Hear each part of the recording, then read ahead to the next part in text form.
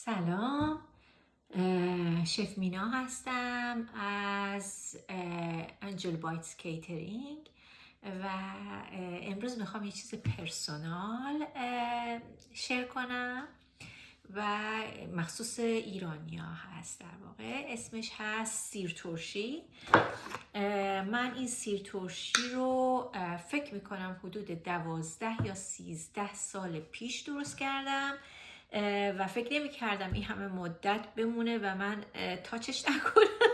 فکر کردم که حتما خورده میشه، ولی به هر حال این شیشه مونده بود. حالا تو اسباب کشی ها و این ور اون ور و خونه عوض کردن و همه چیز، با این وجود من ظاهرا با خودم کشیدم این طرف و اون طرف بردمش و الان دیروز داشتم جابجا میکردم و اینا این سیر ترشی رو از توی شیشه دیگه جابجا کردم توی شیشه جدید، به خاطری که خب به هر حال این همه سال 12-13 سال فکر میکنم حداقل تازه باشه و همینطوری که میبینین الان توجه کنین میبینین که این چقدر این سیر ترشی در واقع له شده، مونده، رسیده شده و اصلا طعمش دیشب ازش چشیدم اصلا نمیتونم توضیح بدم، اینقدر که خوشمزه، یعنی ترش و شیرین عسلی، اصلا یک چیز فوق‌العاده‌ای شده.